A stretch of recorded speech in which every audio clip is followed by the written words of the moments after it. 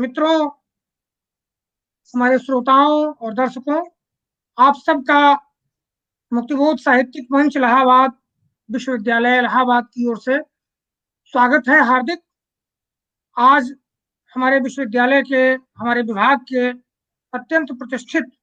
अध्यापक और अत्यंत प्रतिष्ठित रचनाकार, कहानीकार, कवि, आलोचक श्री दूधनाथ सिंह, जो हमारे शिक्षक भी थे, उनका जन्मदिन है। 2 साल पहले 2018 में उनका निधन हो गया था। उनके निधन के उपरांत जनवादी लेखक संघ इलाहाबाद प्रतिवर्ष उनकी स्मृति में कार्यक्रम करता है। हम लोगों ने तय किया था कि इस वर्ष हिंदी विभाग की संस्था, जो जो मूलतः छात्रों के रचनात्मक बातचीत की संस्था है, एक मंच है छोटा सा, मुक्तिबोध साहित्यिक मंच, उसकी ओर से भी इस वर्ष हम उनके जन्मदिन पर एक व्याख्यानमाला शुरू करेंगे। यह जनवादी लेखक संघ का पूरक प्रयास है और इस व्याख्यानमाला का पहला व्याख्यान, यह हमारा सौभाग्य है, हमें बहुत खुशी है कि हमारा अनुरोध स्वीकार किया। प्रसिद्ध कहानीकार, कथाकार, तद्भव जैसी श्रेष्ठ पत्रिका के संपादक, जो मूलतः इलाहाबाद विश्वविद्यालय हिंदी विभाग के पूरा छात्र हैं, दूधनाथ जी उनके भी शिक्षक अध्यापक रहे हैं। श्री अखिलेश जी हमारे बीच में हैं। कार्यक्रम हम थोड़ा देर से आरंभ इसलिए कर पाए कि हमारे कार्यक्रम की अध्यक्षा आदरणीय ममता कालिया अभी जुड़ नहीं पा रही हैं। वो प्रयास कर रही हैं, कुछ तकनीकी कारणों से उनके यहाँ नेट की या किसी चीज की दिक्कत है। हो सकता है कि वो बीच में आए, पर जब आएंगी तो हम लोग उनको कनेक्ट कर लेंगे। लेकिन उनकी अनुपस्थिति में भी उनका स्वागत है। वो हमारी एक कार्यक्रम की अध्यक्ष थी और दूधनाथ जी के दौर की जो उनकी मित्रमंडली थी, साठोत्तरी कहानी पीढ़ी की, कथा पीढ़ी की, रविंद्र कालिया, ज्ञान रंजन, काशीनाथ सिंह, दूधनाथ सिंह, उन यारों के बीच की एक यार थी। इसलिए तय किया था कि पहले कार्यक्रम की अध्यक्षता वो करेंगी। अभी हमारे बीच में थोड़ी देर में होंगी। और लखनऊ से अखिलेश जी, जो पहला व्याख्यान देने के लिए हमारे बीच हमारा निमंत्रण स्वीकार कर जुड़े हुए हैं। मैं अपनी ओर से,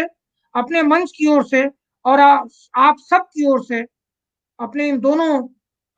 अतिथि वक्ताओं, कथाकारों का हार्दिक स्वागत करता हूं। पहले ही विलंब हो चुका है, इसलिए मैं बिना किसी विलंब के, जो हमारी आज के व्याख्यान का शीर्षक है, कहानियों में दूधनाथ सिंह की कहानियां, मूलतः यह दूधनाथ सिंह की कहानियों पर ही, क्योंकि पहला व्याख्यान है, तो पहले व्याख्यान में उनको स्मरण करेंगे उनकी कहानियों से, और आगे इस व्याख्यान माला में और भी विषयों पर, जो उनके कथा साहित्य से जुड़े दूसरे विषय होंगे, उनके अलावा उस पर बातचीत करेंगे। मैं बहुत आदर और सम्मान के साथ और बहुत स्वागत भाव के साथ आदरणीय बड़े भाई अखिलेश जी से अनुरोध करता हूँ कि वो अपनी बातचीत आरंभ करें। ममता जी बीच में जहां आएंगी हम उनको जोड़ देंगे। आदरणीय अखिलेश जी, भाई साहब शुरू करें। अच्छा, आप सबको मेरा नमस्कार। और जैसा कि ये मुक्तिबोध साहित्य मंच की तरफ से दूधनाथ जी की स्मृति में ये व्याख्यान रखा गया है, श्रृंखला शुरू की गई है, तो मुझे लगता है कि ये दूधनाथ जी का चयन, की शख्सियत का चयन जो है मुक्तिबोध साहित्य मंच द्वारा जो ये किया गया है, तो बहुत उचित, इसलिए भी उचित है कि जहाँ तक विचारधारा का सवाल है, दूधनाथ सिंह एक ऐसे व्यक्तित्व, रचनात्मक व्यक्तित्व थे जो अपने को, जिनको मुक्तिबोध बहुत प्रिय थे। आपको पता ही है कि उन्होंने अपने लगभग उत्तरार्ध की जो लेखन की सक्रियताएं थी, उसमें काफी समय उन्होंने मुक्तिबोध को पढ़ने पर और उनके ऊपर एक पुस्तक तैयार करने पर, जो बाद में छपी भी वो किताब, उन्होंने वो काम किया मुक्तिबोध पर। और मुक्तिबोध के समानांतर उनकी पटरी इसलिए भी बैठती थी कि जिस तरह मुक्तिबोध बहुत सारी विधाओं में एक अपना, जिसे कहते हैं, बहुत प्रांजल रचनात्मक लेखन किया, बहुत महत्वपूर्ण और प्रासंगिक सृजनात्मक और आलोचनात्मक लेखन किया। खुद दूधनाथ सिंह जी भी उसी तरह के रचनाकार थे। अगर आप परंपरा में देखें तो थोड़ा और पहले जाया जाए तो उनकी जो जुड़ाव महसूस होता है, वो उस तरह से आप देखें तो जयशंकर प्रसाद भी थे। नाटक में जयशंकर प्रसाद ने काम किया, कविता में किया उन्होंने, और उन्होंने आलोचनात्मक वैचारिक चिंतन भी किया। जयशंकर प्रसाद ने कहानी, उपन्यास, तमाम सारी विधाओं में बड़ी महारत के साथ काम किया। तो दूधनाथ जी भी एक ऐसे साहित्यकार थे जिन्होंने कहानी के क्षेत्र में उपन्यास, नाटक, आलोचनात्मक लेखन, संस्मरणात्मक लेखन, बहुत सारी विधाओं में एक साथ काम किया। और जहां तक उनके कहानीकार व्यक्तित्व का सवाल है, तो एक ऐसे कथाकार के जो इतनी विधाओं में उत्कृष्ट रचनाशीलता जिसकी हो, तो एक कहानीकार के रूप में जब उसको मूल्यांकन करते हैं, तो उसकी जो अन्य विधाओं में जो उसका अवदान है, अन्य विधाओं में जो उसकी अपनी गतिविधियां रही, वो आपके सामने प्रकट होने लगती है, या उनका एक दबाव बनने लगता है। और ये दूधनाथ जी के संदर्भ में इसलिए भी महत्वपूर्ण है कि इनकी कहानियों में अन्य विधाओं के जो तत्व थे वो शामिल है। मसलन आप इनकी कहानियों को पढ़िए या उपन्यासों को भी पढ़िए अगर आप, तो इसमें आपको एक वैचारिक टिप्पणियां तक आपको मिलेंगी, एक आलोचनात्मक व्याख्याएं भी आपको मिलेंगी, एक नाटक का जो एक ड्रामेटिक एलिमेंट होता है वह भी मिलेगा, और एक काव्यात्मकता भी आपको दिखाई पड़ेगी। ठीक ऐसे कथाकार जो इतनी सारी विधाओं में काम करता हो, और साथ ही जिसकी किस्सा गोई पर इतनी सारी विधाओं की छाप, उसका एक मूल्यांकन करना बहुत कठिन हो जाता है। और कठिन जब इसलिए भी हो जाता है कि वो कोई एक परंपरागत लेखक जिसे कहते हैं, वो उनका एक प्रिय पद था कि एक अर्जित जो आप है, एक प्रदत्त भाषा से काम नहीं चलाना चाहिए, प्रदत्त यथार्थ से काम नहीं चलाना चाहिए। जैसे कि मुक्तिबोध कहते थे कि बाह्य का अभ्यंतरीकरण, यानी बाहर जो यथार्थ है, जो बाहर जो दुनिया हमें मिली हुई, उसको हूबहू उतार देना एक रचनात्मकता नहीं है, उसे एक अभ्यंतरीकृत करना चाहिए। तो दूधनाथ जी भी उसी ढंग से सोचते हुए कई टिप्पणियां अपने लेखों में करते हैं। जैसे मैं आपको उनकी एक टिप्पणी का थोड़ा सुनाना चाहता हूँ, चूंकि ऐसे आलोचक मिलते हैं, ऐसे पाठक भी मिलते हैं जो कहते हैं कि दूधनाथ जी एक सहज यथार्थ के लेखक नहीं थे, सहज यथार्थ के कहानीकार नहीं थे। उनके यहाँ एक गढ़ंत है, उनके यहाँ एक बनावटीपन है, और अधिक थोड़ा सा सख्त होकर के कई बार कह सकते हैं कि यथार्थ से वो विमुख लेखक है। लेकिन दूधनाथ जी दरअसल यही उनकी शक्ति थी। इसको समझने के लिए वो कैसे उनकी शक्ति थी और ये आरोप जो है ये कैसे निर्मूल हो जाते हैं, मैं आपको उनको समझना पड़ेगा इसके लिए। और उसके लिए उन्हीं का एक लेख से मैं आपको एक टुकड़ा सुनाना चाहता हूँ, और मुझे लगता है बहुत जरूरी है उनको जानने के लिए। ये टुकड़ा है, ये उनकी लौट आओ धार पुस्तक, जो संस्मरणों की पुस्तक है, सृजनात्मक गद्य की बड़ी बेमिसाल कृति है। तो उसमें वो एक स्थान पर कहते हैं, यथार्थ के भपके में आना खतरनाक है, क्योंकि जो दिखता है उसका अनुगमन या उसका पुनर्रचित होना दोनों ही यथार्थ नहीं है। भाषा और वृत्तांत का यथार्थ भी उन्हीं में से एक है, क्योंकि भाषा जैसी दिखती है, जैसा कि चलन है, और वृत्तांत का जो बना बनाया तौर तरीका है, उससे भी खतरा है। उससे बचो, क्योंकि वह इतना झीना और पारदर्शी होता है कि अक्सर लेखक उसकी गिरफ्त में आ जाते हैं। अब समस्या यह है कि ये एक तरह से जो एक यथार्थवादी होते, यथार्थ के प्रति पूरी निष्ठा रखते हुए, लेकिन जो यथार्थवाद का मुहावरा था हिंदी कथा साहित्य में, उसको नकारते हैं दूधनाथ।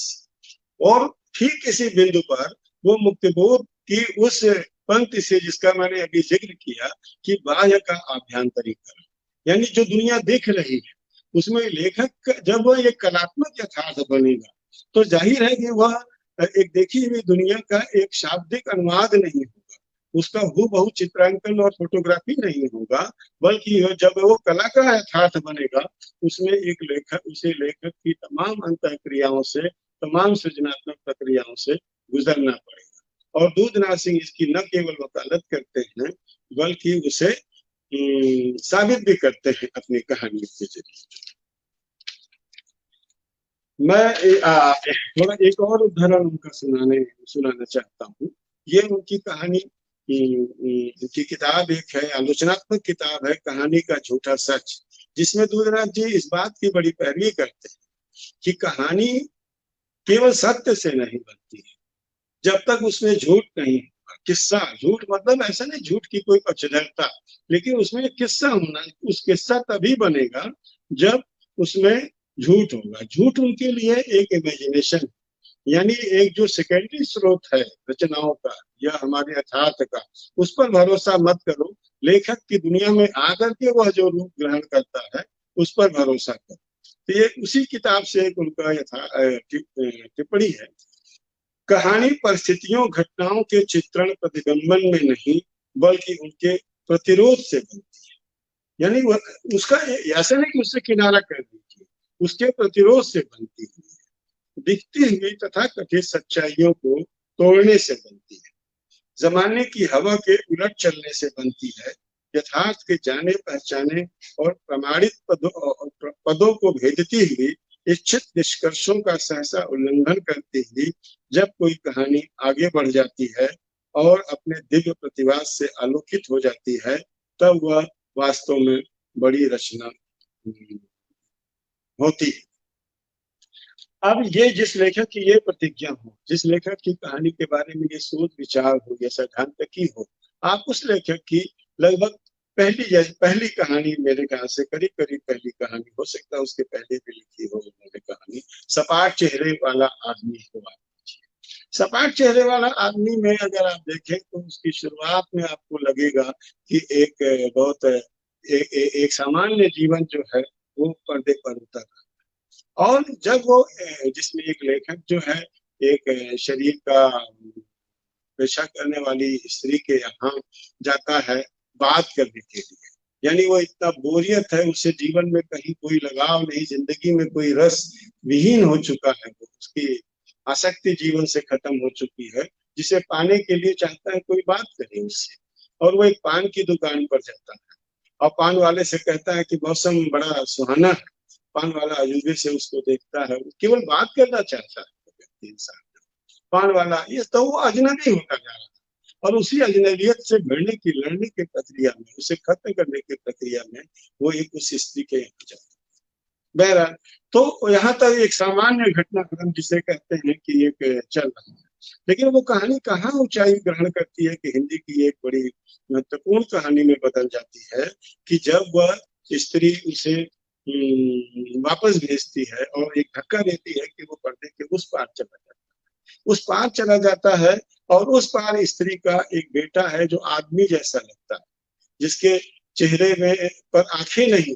वो अंधा नहीं है लेकिन आंखें नहीं, आंखों की जगह केवल कोठले हैं और वो सपाट चेहरे वाला आदमी है। तो यहाँ आकर के कहानी वो बहुत सारे अर्थ जो है उसकी ध्वन्यात्मकता, उसकी अर्थ बहुलता बढ़ जाती है। एक तरह से कहें आप, एक अर्थ का विस्तार एक ऐसा होता है जो प्रत्यक्ष अनुभव संसार को ही डिपिक्ट करने, चित्रित करने से नहीं हासिल किया जा सकता है। उसमें एक लेखक का जो यातना होती है, लेखक की एक गहरी यातना जो होती है, लेखक की गहरा सरोकार और पीड़ा होती है, तो उससे बनती है और इमेजिनेशन से बनती है। तो हमेशा दूधनाथ जी कल्पना और यथार्थ के सहमेल से एक रचनात्मकता, कहानी, किस्सा बुनने की वकालत करते थे। जो यहाँ तक कि मुझे याद आता है कि मैं तो उनका विद्यार्थी भी था, क्लास में भी विद्यार्थी और वैसे भी कथा गुरु भी थे, हम लोग के सब गुरु थे, बहुत कुछ सीखा उनसे। तो मेरी अपनी एक बतौर कथाकार, क्लास में तो पूछते ही रहते थे, लेकिन बतौर कथाकार मेरे लिए एक मुश्किल काम हुआ करता था। मुश्किल काम क्या होता था कि संवाद लिखने में मुझे लगता था कि भाई ये संवाद तो कोई अंत नहीं होता, संवाद आप लिखते चले जाते हैं, और मुझे लगा संवाद लिखने में जो उसका एक कलात्मकता होती है, जो एक सर्जन का जो सुख होता है, वो कई बार विचलित हो जाता है। जैसे आप कहाँ जा रहे हैं, तो उसने बोला मैं इलाहाबाद जा रहा हूँ। इलाहाबाद में कहाँ जा रहे हैं, तो मुझे लगा इसमें जो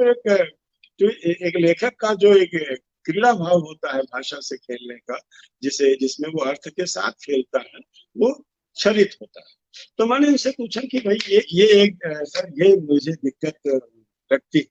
आप इसे बताएं कैसे इसमें क्या किया जा सकता है। तो एक ऐसा वाक्य कहा जो उनके अपने कथा व्यक्तित्व को, कथाकार व्यक्तित्व को समझने में बड़ी मदद करता।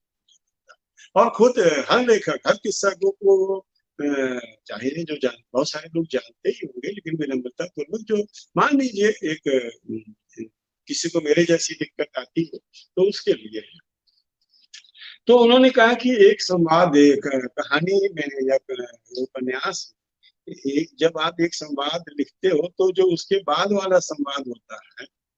वो कोई उसका अनुगमन करता हुआ, पहले संवाद का अनुगमन होता क्या कि जो आप एक जो यहाँ यही वही यथार्थ का यथार्थ का प्रतिवाद करो, यथार्थवाद का प्रतिवाद करो, यहाँ भी वो चीज आपको दिखाई पड़ेगी। जैसे वो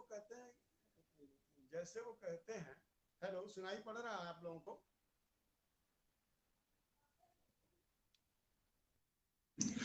हाँ। तो वो कहते हैं कि एक हेलो,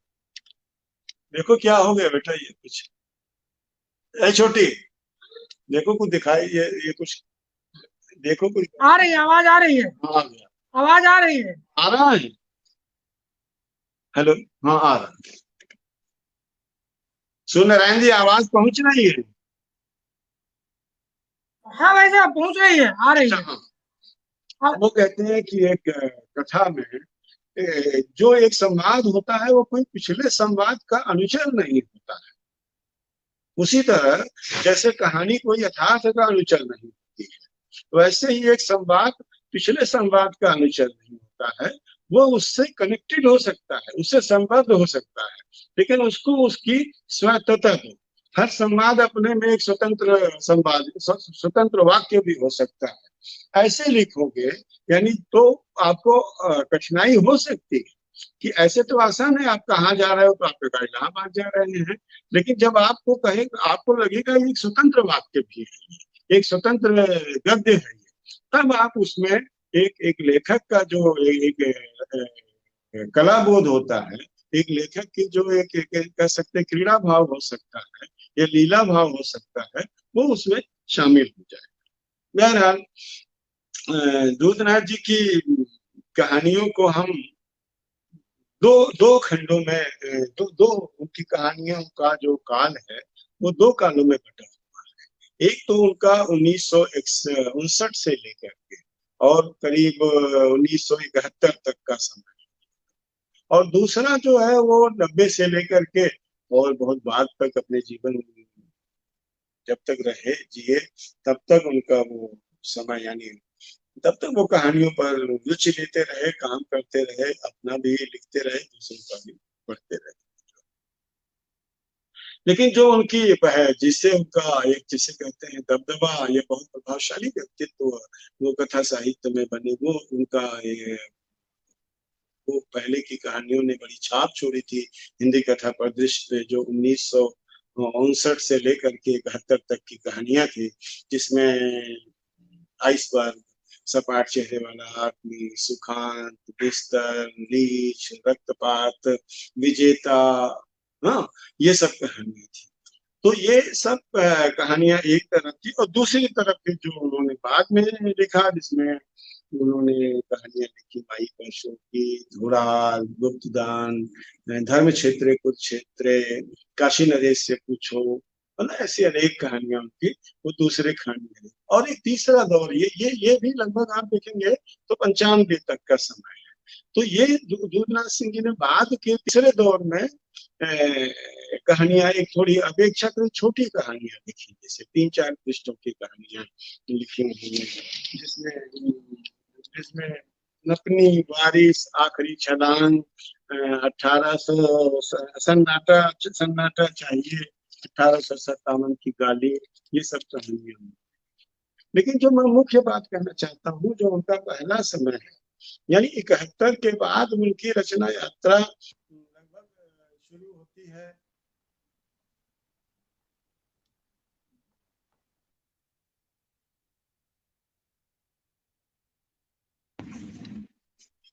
अरे देखो चला गया भाई, हाँ।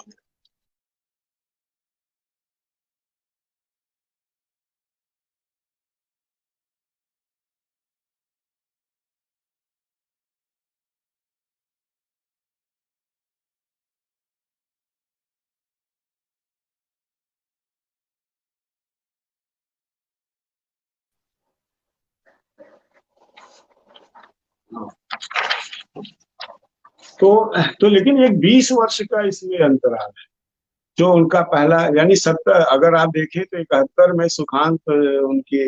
मेरे ख्याल से उस दौर की जो अंतिम कहानी थी, उसके बाद वो आते हैं करीब 95 के। तो ये 20 वर्ष 71 से लेकर के 91 तक एक लेखक का जो मौन है, जो आखिर इसकी क्या वजह, ये कोई एक लेखकी है, ये इसका कोई ये कारण था कि दुनिया बदल गई थी, चीजें बदल गई थी और एक लेखक उसने विवश था न लिख पाने के लिए, अथवा ये कोई लेखक का आत्मसंघर्ष था, एक इसकी भी पहचान हमें करनी पड़ेगी। लेकिन अभी हम उनके पहले दौर की कहानियों पर बातचीत को रखना चाहते हैं। तो उसकी आप देखें मुख्य जो धुरी थी, जो उनकी दूधनाथ सिंह जी की जो पहले दौर की यानी 59 से लेकर के जो 71 तक का जो उनका कथा संसार है, उसका जो केंद्रीयता थी वो थी संबंधों का प्रत्याख्यान। संबंधों का प्रत्याख्यान, संबंध, जाहिर है कि ये भारतीय समाज जो है वो उसके यथार्थ को समझने के लिए परिवार एक बड़ी बुनियादी इकाई है, और दूधनाथ जी भी उस बुनियादी इकाई को, परिवार को, प्रेम को चुनते हैं अपने आख्यान के लिए जो है। तो लेकिन संबंधों का आख्यान, जैसे अमरकांत को आप लीजिए, अमरकांत की डिप्टी कलेक्टरी में पिता जो है वो बेटे से कितना गहरा जुड़ा हुआ है, यानी बेटे का करियर, उसका भविष्य, उसके लिए वो उसके कंपटीशन का तैयारी कर रहा है तो उसके कमरे में झाड़ू बुहार देता है। तो ये जो लगाव है बेटे का, आप ठीक देखें ज्ञानरंजन की कहानी, पिता में वो दूसरे पिता के रूप में आ जाता है। तो जो 60s का दौर था, जिसे कहते हैं कि नेहरू युग से मोहभंग का दौर था, तो नेहरू युग से मोहभंग का दौर केवल उसकी सामाजिक आर्थिक संरचना से मोहभंग का ही दौर नहीं। एक मुझे कारण ये लगता है कि इस दौर में सारे कथाकारों में जो एक अकेलेपन का, या कहते हैं अकेलेपन का या संबंधों के बिखराव की जो कहानी इस दौर में लिखी जाती है, उसकी एक वजह या एक छटपटाहट अपने को पाने की, अपने निजत्व को पाने की, अपने अपने अपने व्यक्तित्व का जो अपहरण हो रहा है परिवार और संबंध नामक संस्था द्वारा, उसको उससे उसके त्रास की जो कहानी इस दौर में लिखी गई, उसमें एक वजह यह भी हो सकती है कि जो भारत के नवनिर्माण का मुहिम थी आजादी के बाद नेहरू जी के नेतृत्व में, उसमें एक अति सामाजिकता थी, और अति सामाजिकता यानी बहुत ज्यादा सामाजिक मूल्य और बहुत ज्यादा एक सामाजिक दबाव जो है वो कहीं ना कहीं व्यक्ति के व्यक्तित्व का एक अपहरण भी करते हैं, तो उसे उसमें खरोच भी लगाते हैं। तो हो सकता है उस प्रतिवाद में ये कहानियां रची गई, लेकिन और उसके, हालांकि उसके पहले भी, जो इस पीढ़ी के पहले भी संबंधों के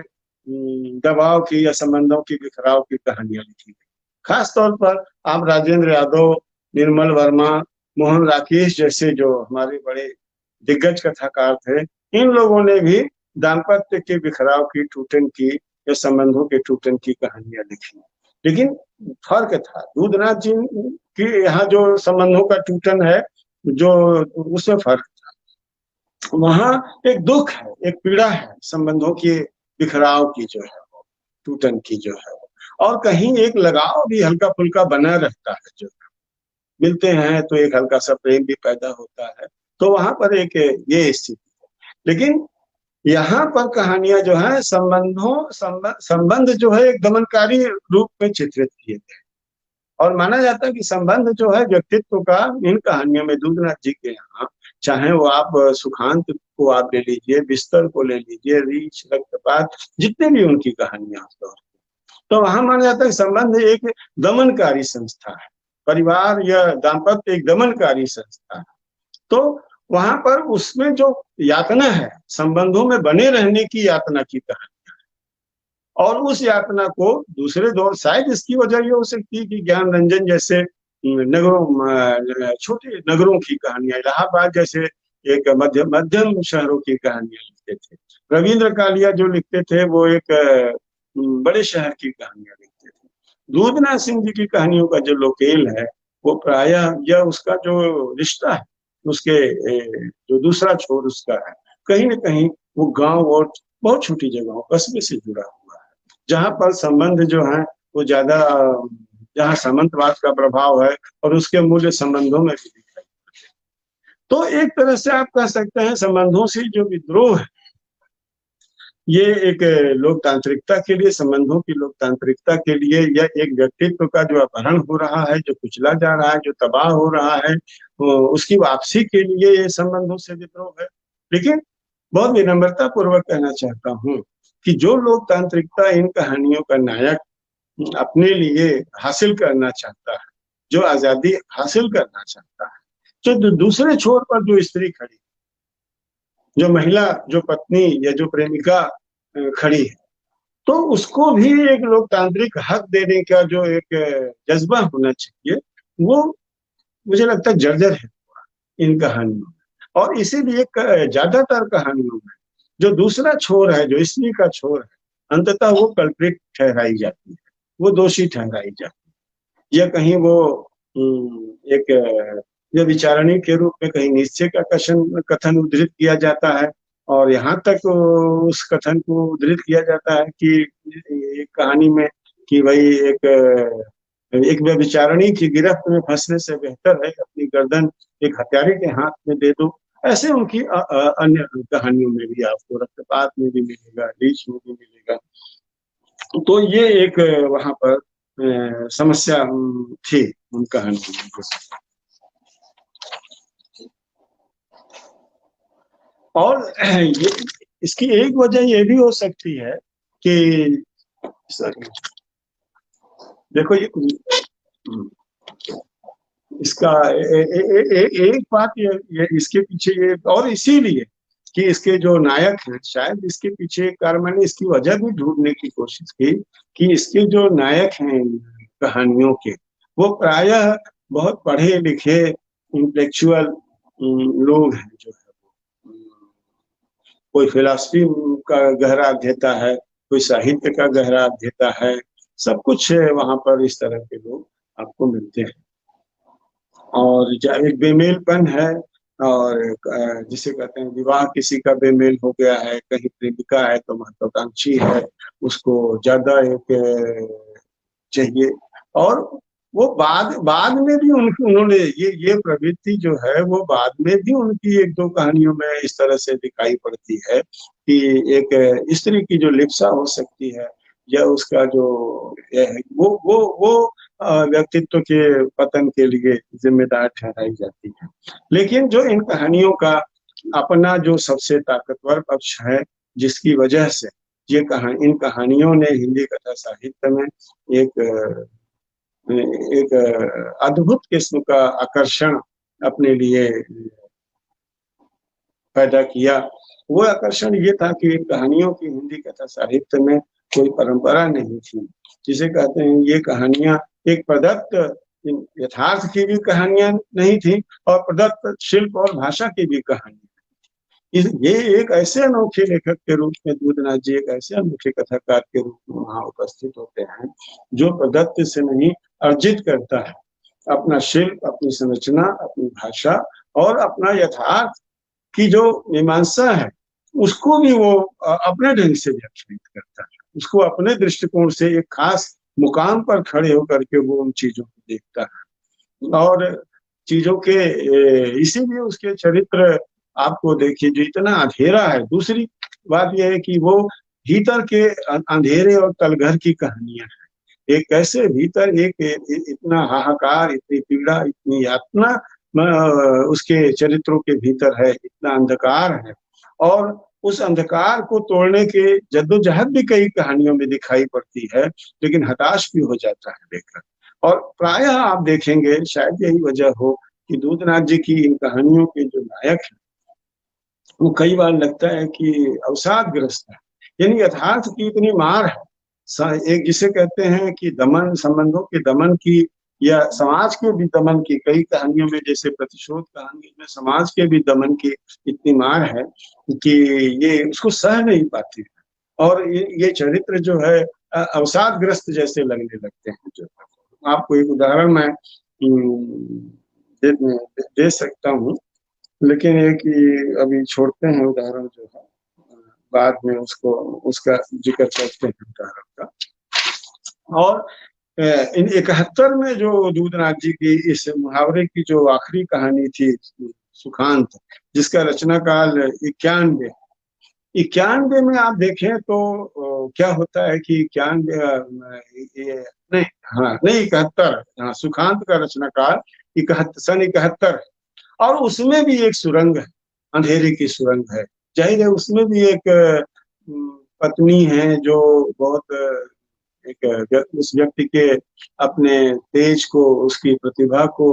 नष्ट हो रहा है उनके सानिध्य में। और एक जैसे कहते हैं कि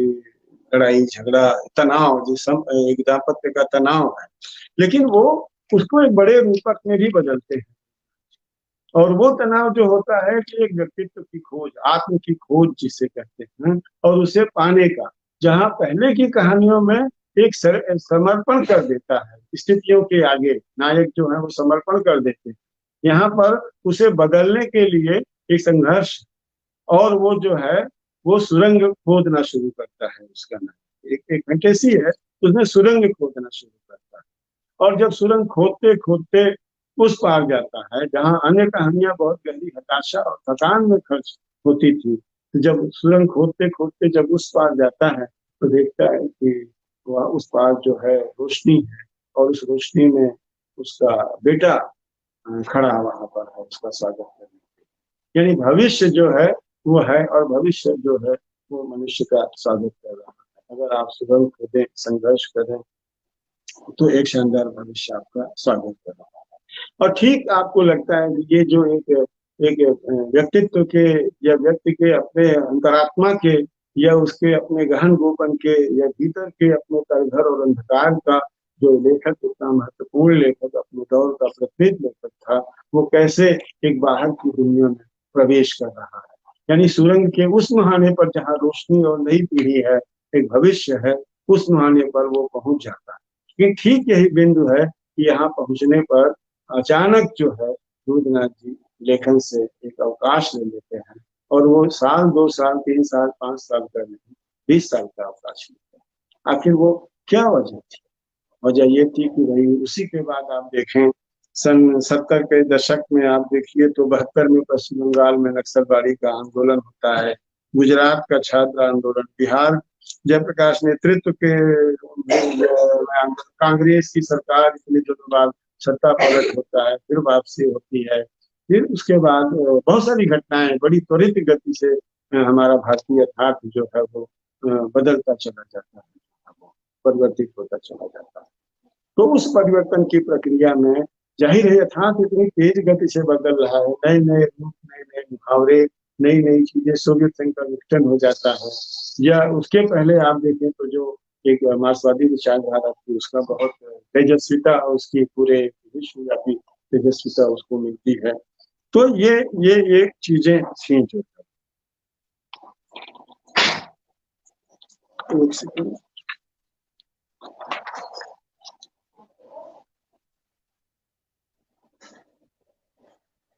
और इस कड़ी में लेकिन चूंकि एक यथार्थ जो है, नया यथार्थ, नई दुनिया, नया समाज, विश्व जो है वो आपकी प्रतीक्षा कर रहा था कि आप उसे रचें। एक हिंदी के बहुत बड़े कथाकार उस दुनिया में प्रवेश कर सकता था जो था। लेकिन उनकी एक ये भी जिसे कहते हैं कि सैद्धांतिक जिद थी, जिसका मैंने शुरू में जिक्र किया कि यथार्थ के भपके में मत। जाहिर है कि बहुत सारे लेखक हमारा इस भपके में आ गए कि भाई ये तो एक विमर्श है और सैद्धांतिकी है, और यह दुनिया बदल रही है, उस बदलाव को ही आप चित्रित कर दीजिए तो एक श्रेष्ठ कथा बन जाए। लेकिन दूधराज जी इससे इनकार कर, और वो कहते हैं कि भाई जो उनके लेखन से दिखाई पड़ता है कि वो अभी भी उस चीज पर, अपनी उस टेक पर, अपने उस विश्वास पर कायम है कि यथार्थ को हूबहू। और आप देखिए इस कड़ी में उनकी जो कहानी आती है माई का शोक गीत, माई का शोक गीत आप देखें तो ये आजादी के आज की पृष्ठभूमि से शुरू होती है, जमींदारों के पीड़न के, जो किसानों पर उनका जुल्म है, वहां से शुरू होती है और कैसे वो आजादी की पृष्ठभूमि पर चली जाती है। वहां के तमाम किस्से कहानियां, गंगा मैया, और उसके बाद प्रतिरोध का पूरा संसार, और फिर अंततः उसे वो ला करके केंद्रित करती थी एक स्त्री की दुनिया, जो स्त्रियों का चाहे वो गांधी जी के नेतृत्व में स्त्रियां कैसे उपेक्षित थी, कैसे उस आंदोलन में उनकी शिरकत नहीं हो पाती थी, या कैसे दमन भी होता था उनका उस दौर में भी। और एक वो कुल मिला करके यह एक माई का शोक गीत एक बहुत ही नए ढंग से, जिसमें गहरी काव्यात्मकता और गहरी अंतर्दृष्टि भी आपको दिखाई पड़ेगी। यथार्थ एक बाहरी दुनिया को छूता हुआ नहीं मिलेगा, जैसे कि तमाम सारे कथाकार इस परिवर्तनशील जो यथार्थ बन रहा था उसको छू करके ही अच्छी कहानी लिखना चाहिए। लेकिन रुद्रनाथ जी उसमें धैर्य पूर्वक जो है मई का शोकगीत जैसी कहानी है, इतिहास में जाते हैं, वर्तमान में लौट आते हैं, फिर कैसे उससे एक विचारधारा का भी आप देखें परिवर्तन आप दिखाई पड़ेगा कि उसमें एक जो उसमें एक कामरेड ढंग की एक चरित्र है, वो लड़की गांव में आती है, कैसे लग जाती है, कैसे तो एक वैचारिक उनका एक वैचारिक जो नई विचारधारा उनके लेखन की धुरी बनती है, उनकी सूझ की धुरी बनती है, वह भी आपको दिखाई पड़े। ऐसे धर्म क्षेत्र कुरुक्षेत्र कहानी है, उसमें भी जहां मैंने कहा ना, जहां वो गहरी निराशा और अंधकार और एक अंधे कुएं में वो पहले की कहानियां जो है वो एक से पनाह लेती थी, या कहीं उसी में फिर गिरना पड़ता था उनको, वहां फिर एक अब जो शायद वो विचारधारा का दबाव रहा हो, प्रभाव रहा हो, या उसका हुनर रहा हो, उसका अपना प्रेरणा रही हो, कि अब एक नया विश्वास, जैसे दो स्त्री स्त्री की चोरी करके बेचने वाले लोग, या जानवरों की चोरी करने वाले दो बाप बेटे हैं, तो एक स्त्री का अपहरण करते हैं और सोचते हैं उसको बाजार में बेच देंगे, और वो स्त्री गर्भवती निकलती है, तो बाप तो चाहता है कि उसका गर्भ गिरा करके वही कहीं दफना दे, और फिर वो जिससे रेट अच्छा मिले उसको जो है, लेकिन बेटा जो है वो नई पीढ़ी जो है वो इसका प्रतिवाद करती है, तो कैसे लड़ाई होती है, इसको इतने डिटेलिंग के साथ, इतने जिसे कहते हैं कि इतने सूक्ष्म, जिसे इतने अच्छे होमवर्क के साथ इस कहानी को दुर्गनाथ जी ने लिखा, और वो हिंदी की बहुत ही नए दौर की, बात के दौर की, यानी एक बहुत महत्वपूर्ण कहानी के रूप में शुमार की गई। ऐसे उनकी कहानी काशी नरेश से पूछो, तो आप देखिए काशी नरेश से पूछो कहानी जो है, उसमें भी आपको एक लंगड़ है वो बौद्धिक है, और लेकिन तमाम ऐसे मवालियों के बीच रहते हैं, कैसे वो बनारस गए, फिर वो कहानी कैसे काशी नरेश से कोई चली जाएगी, पुराण एक नागराज तक चली जाएगी, गरीब विप्र ब्राह्मण तक चली जाती है, गरीब विप्र तक जाती है, फिर कैसे, और अंततः इन इतने सारे आख्यानों को समेटती है, कैसे जो भारतीय जो जहां दूधनाथ सिंह के पहले दौर की कहानियां फिर पाश्चात्य तमाम जो लेखन के उपकरण हो सकते हैं उनसे समृद्ध, उनसे उनका पुनराविष्कार करती हुई, उनसे सहयोग लेती हुई कहानियां थी, लेकिन यहाँ दूधनाथ जी इन कहानियों में अगर आप देखें तो ये जो भारतीय आख्यान परंपरा है, जिसे कथा सरित सागर की आप परंपरा कहें, वह उससे जुड़ जाती है। काशी नरेश से पूछो, इतने आख्यान में आख्यान, इतने किस्से में किस्से, और वो चीजें निकलती जाती हैं, और उनकी बनावट पूरी जो है वह भारतीय आख्यान परंपरा की बनावट है। लेकिन वहां भी वो जिद है कि यथार्थ को के भव्य में मत आओ, यथार्थ के दबाव में मत आओ, उसको हूबहू नहीं, उसको पुनर्रचित करके ही एक, तभी वो उसकी सिद्धि है, उसका मोक्ष है उस यथार्थ का, जब वह रचना में एक कला रूप बन करके आए, वो एक कलात्मक यथार्थ हो, एक सृजन का यथार्थ हो, न कि वो बाहर की। और उनके पास बहुत सारे तरीके भी थे, जैसे उनकी कहानियों को आप देखें, तो मैं पढ़ रहा था कुमाई का शोकगीत कहानी, तो वहां जब उनको लगता था कि ये कहानी जो है अब ये थोड़ा सा इसमें विचार आ, मैंने कहा ना कि वो एक ऐसे लेखक थे जिसके पास विचार,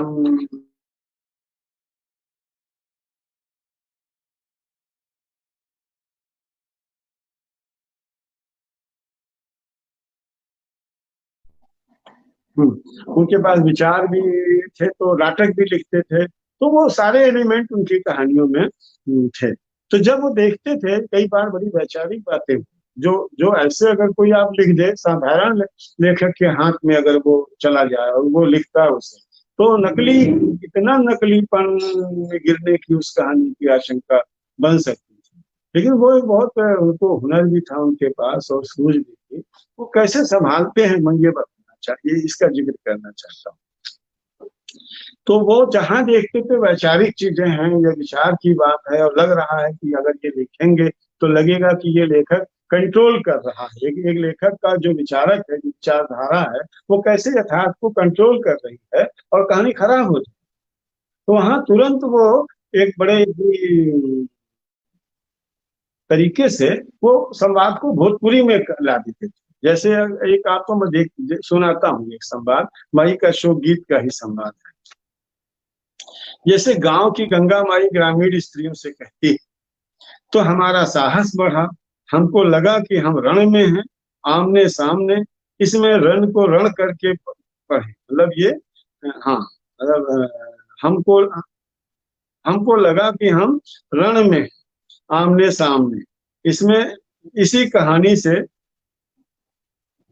तुम ही तो कहती हो सखी कि कोनो कहनी नहीं है, कि हमार दुख है, तो हमार दुख हमें बताओ सखी। देखो तो रात ढल गई, सतहवा डूब गया, और हम बैठे हैं सिर में सिर जोड़े माई, आजी मूढ़ बनकर, बाल बच्चे वाली नई नवेलियां, बांस की कईन जैसी हरी हरी बेटियां सब तो हैं,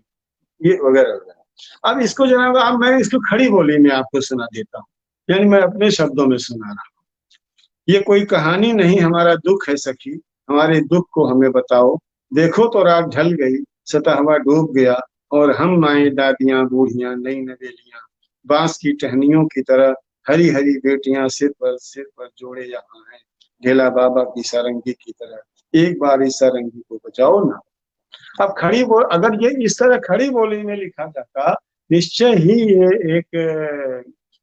इसे कहते हैं कि एक नकली, जिसे कहते हैं बनावटी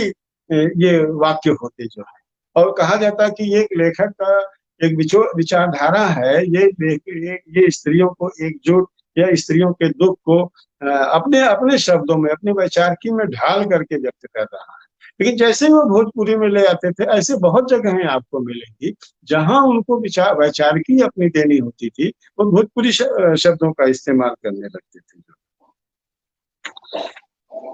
तो एक सेकंड, ऐसे ही अंत में मैं आपको, चूंकि समय हो रहा है, मैं बताना चाहता हूँ कि एक लेखक की शिनाख्त के लिए कुछ उसके उसके ये भी देखता हूँ कि उसको, उसकी रचना में कौन से शब्द जो हैं वो बार बार प्रकट होते हैं जो है, ये किन शब्द, तो दूधनाथ जी के या उसके प्रिय शब्द कौन कौन से हैं। तो दूधनाथ जी के यहाँ आपको मैं जो बहुत बार उनकी लगभग, उनके चाहे आलोचनात्मक लेखन उनका हो, या उनका सृजनात्मक गद्य हो, या कथा साहित्य हो, ये कुछ शब्द जैसे उनको बहुत प्रिय रहे और बार बार लौटते हैं उनकी इसमें कहानियों में। वो कुछ शब्द क्या है, जैसे चमचमाता या चमकदार, खूंखार, चीख, अंधकार, मृत्यु, गुर्राया, कांपना, पीड़ा, नीरसता, एक रस्ता, सन्नाटा, सरसराता हुआ सा, धुंध भरा सन्नाटा, डरावना, दुर्गंध, घृणा, आक्रोश वगैरह। ठीक, इसके अलावा एक और शब्द उनके यहाँ आता है, आदिम, जो कई पदबंध के साथ आता है, आदिम पवित्रता, आदिम निश्चलता, इस तरह आदिम। ये आप देखें, जो आदिम है,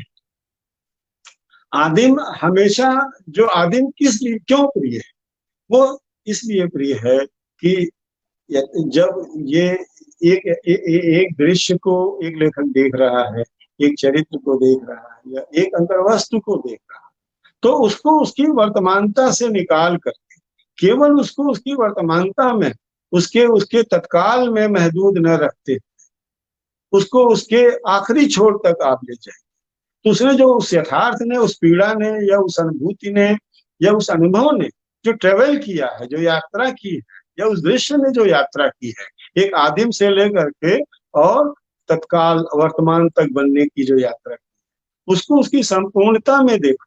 उसकी संपूर्णता में जांचो, और तब मेरे ख्याल से जो एक रचना बनेगी वो एक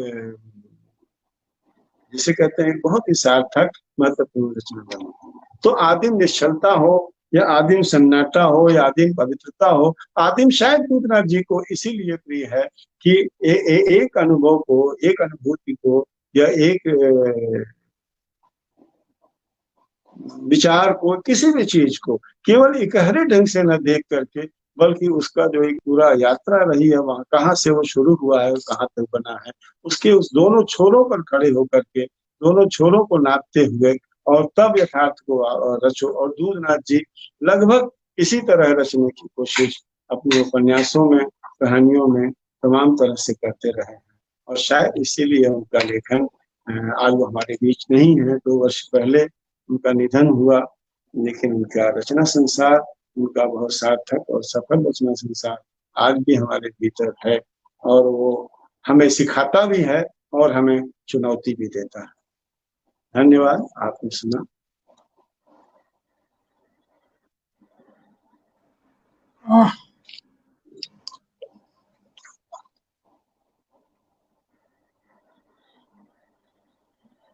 मैं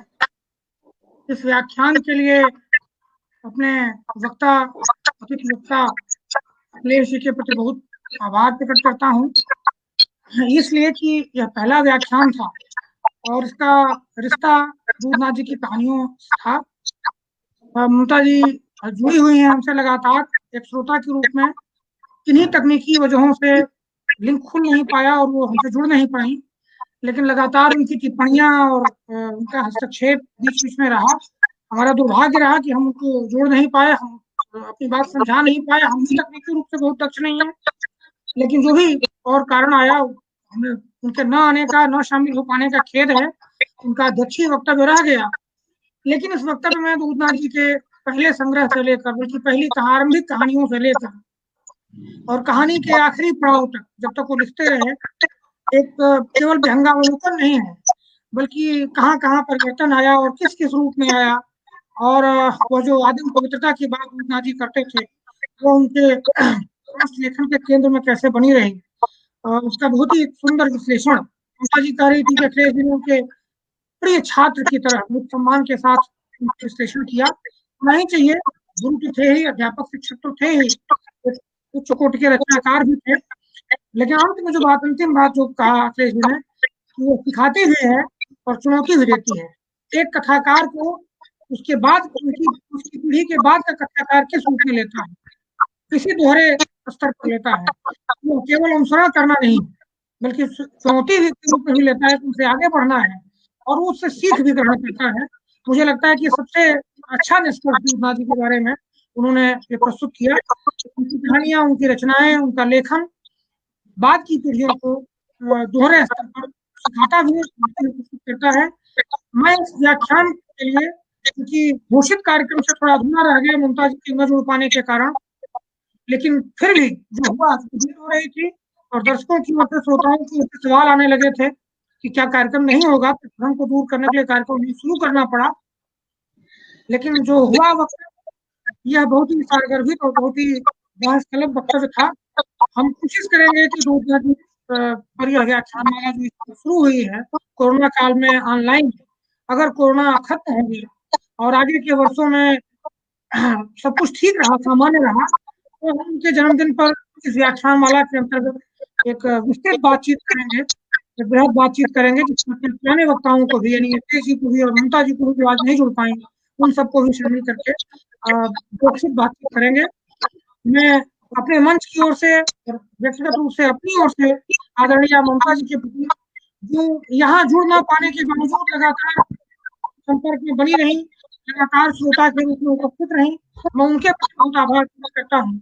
मैं अखिलेश जी के प्रति इस कारगर्भित और सुंदर वक्तव्य के लिए अपनी ओर से आभार प्रकट करता हूँ और उम्मीद करता हूँ कि भविष्य में भी से याद करेंगे, इसलिए जी हमारे प्रति स्नेह बनाए रखेंगे। मैं आप सभी दर्शकों और श्रोताओं के प्रति भी इस कार्यक्रम से जुड़ने के लिए आभार प्रकट करता हूँ और शाम को 5 बजे जनवादी लेखक संघ इलाहाबाद के पेज पर की स्मृति में धर्म और सांप्रदायिकता के हवाले प्रसिद्ध इतिहासकार, अंतर्राष्ट्रीय प्रसिद्ध के इतिहासकार श्री प्रोफेसर हरवंश मुखिया बातचीत करेंगे। मैं आपसे अनुरोध करता हूँ, आप भाषण में उसमें भी शामिल हो। बहुत बहुत धन्यवाद, बहुत बहुत आभार।